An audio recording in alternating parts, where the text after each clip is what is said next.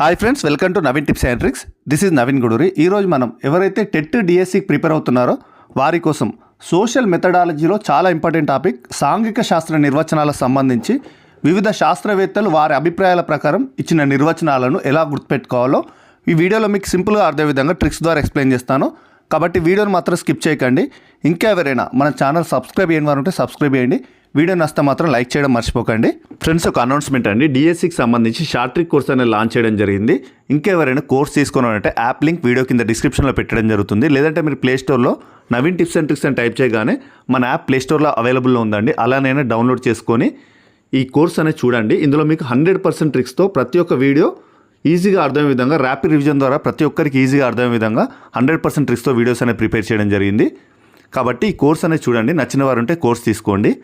ఓకేనండి, ఇక మనం టాపిక్లోకి వస్తే ఇందులో మొదటి నిర్వచనం జాన్ వి మైకెల్స్ ప్రకారం చూద్దాం.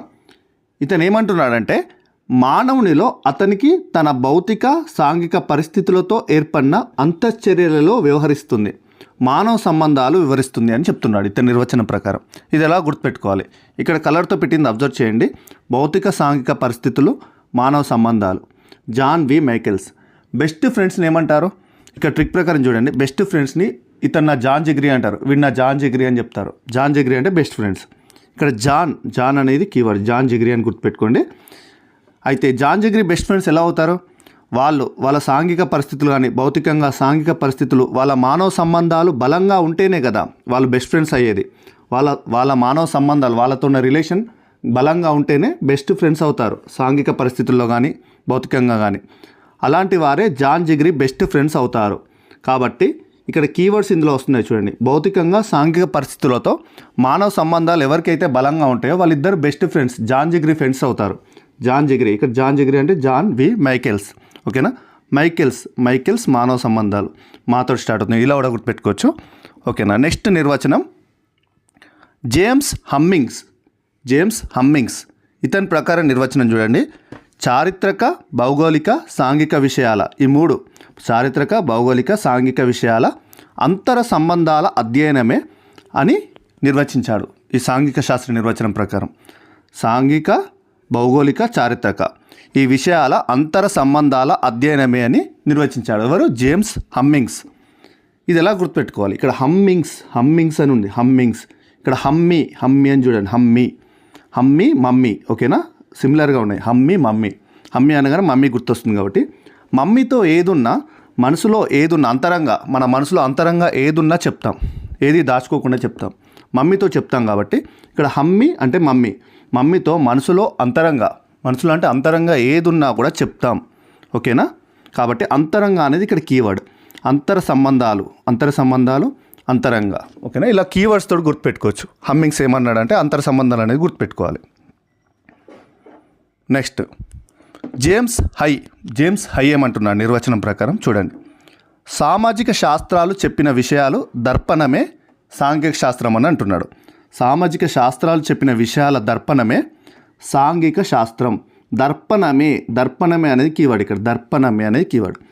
ఆ సమాచారాన్ని సేకరించి ఒక సామాజిక శాస్త్రవేత్తగా దాన్ని సరళమైన రీతిలో సమగ్రంగా పిల్లల స్థాయిని బట్టి వ్యక్తీకరణ చేసేదే సాంఘిక అధ్యయనం అని చెప్తున్నాడు. ఇక్కడ దర్పణమే అనేది కీవర్డ్. ఇక్కడ హై చెప్తున్నాడు. మిర్రర్ అంటే దర్పణం కాబట్టి మిర్రర్ అని గుర్తుపెట్టుకోవాలి. Keyword mirror. ఎత్తులో ఉన్న మిర్రర్ అని గుర్తుపెట్టుకునే ఏం కాదు. దర్పణం. సింపుల్గా మీకు అనగానే దర్పణం అని గుర్తు రావాలి.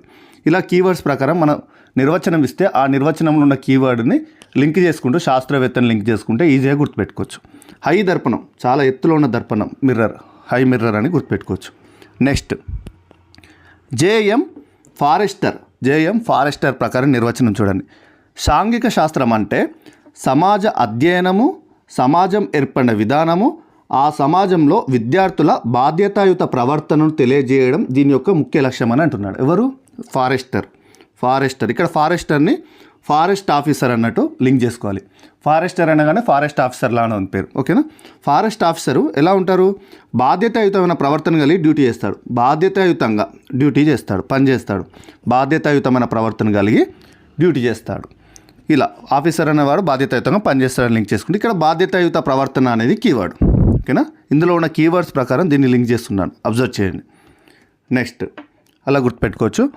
వెస్లీ రాన్స్కీ ప్రకారం నిర్వచనం. వెస్లీ రాన్స్కీ స్కీ ఓకేనా.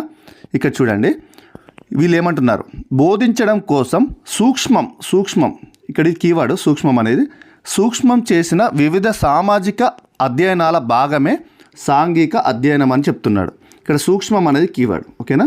స్మాల్ అన్నమాట సూక్ష్మం ఓకేనా, సూక్ష్మం. ఇక్కడ స్లీ అన్నది వెస్లీ ఇక్కడ రాశాను చూడండి ట్రిక్.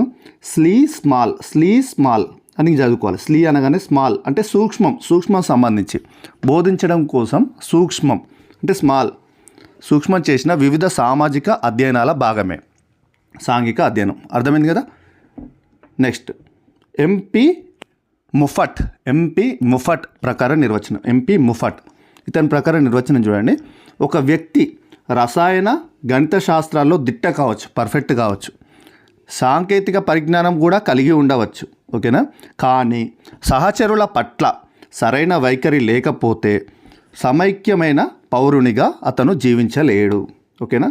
అతను దిట్ట కావచ్చు, దేంట్లో రసాయనిక గణిత శాస్త్రాల్లో దిట్ట కావచ్చు, అదేవిధంగా సాంకేతిక పరిజ్ఞానం కలిగి ఉండవచ్చు, కానీ తన తోటి సహచరుల పట్ల సరైన వైఖరి లేకపోయినప్పుడు సమైక్యమైన పౌరునిగా జీవించలేడు.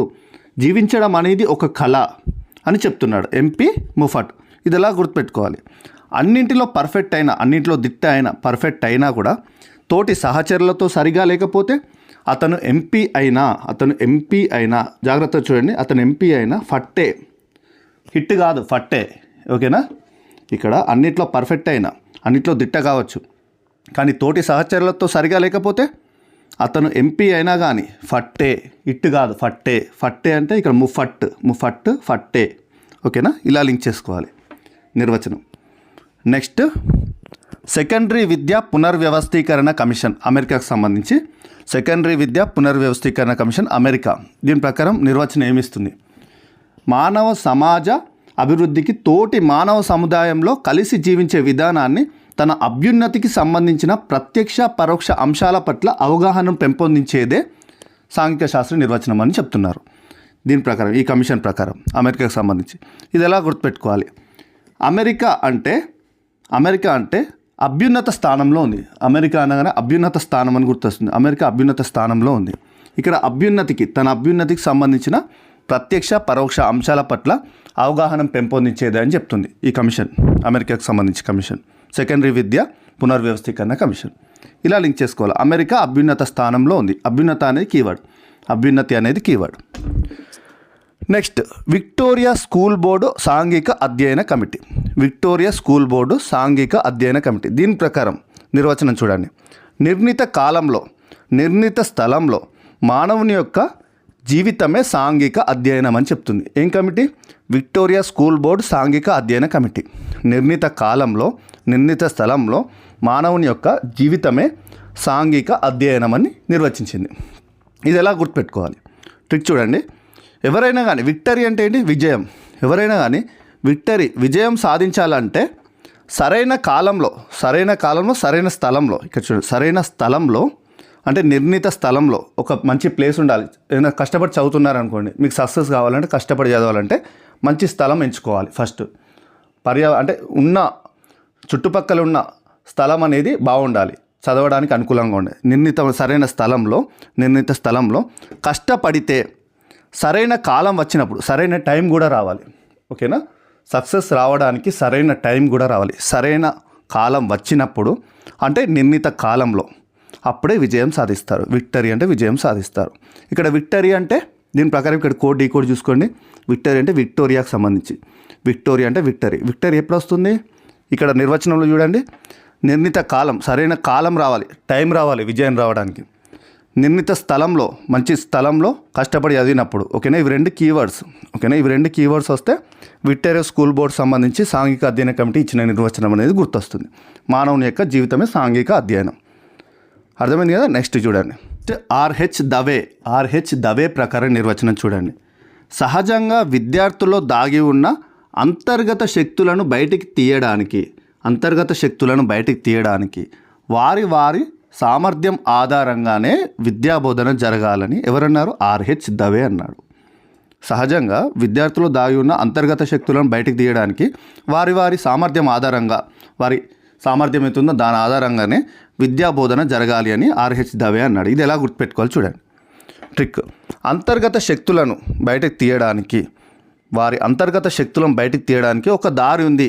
ఒక దారి ఉంది అంటే ద వే ఉంది. ఒక వే అంటే దారి కాబట్టి ఒక దారి ఉంది. అంతర్గత శక్తులను బయటకు తీయడానికి ఒక దారి ఉంది అంటే ద వే అంటే ద వే. ఓకేనా? ద వే ఒక దారి ఉంది. ద వే అంటే ద వే. ఓకేనా? ఇలా గుర్తుపెట్టుకోవచ్చు. వే అంటే దారి కాబట్టి ద వే. ఇవి రెండు కలిపాను. ఇలా లింక్ చేసుకుంటే మనకు నిర్వచనం అనేది సింపుల్గా గుర్తుంటుంది.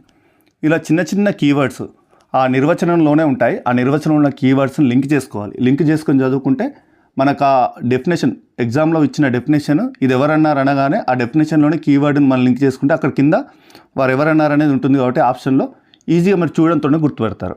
మార్క్స్ అనేది గెయిన్ చేయడానికి అవకాశం ఉంటుంది. ఇలాంటి టాపిక్స్ కావాలంటే షార్ట్ ట్రిక్ కోర్స్ తీసుకోండి. డిఎస్సికి సంబంధించి షార్ట్ ట్రిక్ కోర్స్ కూడా మన యాప్లో ఉందండి. యాప్ లింక్ వీడియో కింద డిస్క్రిప్షన్లో పెడతాను. లేదంటే మీరు ప్లేస్టోర్లో నవీన్ టిప్స్ అండ్ ట్రిక్స్ అని టైప్ చేసినా మన యాప్ కనిపిస్తుందండి. అలానైనా మీరు డౌన్లోడ్ చేసుకొని షార్ట్ ట్రిక్ కోర్స్ అయినా తీసుకోండి. ఇంకా ఎవరైనా మన ఛానల్ సబ్స్క్రైబ్ చేయని వారు ఉంటే సబ్స్క్రైబ్ చేయండి. వీడియో నచ్చితే మాత్రం లైక్ చేయడం మర్చిపోకండి. Thank you friends. Thank you very much.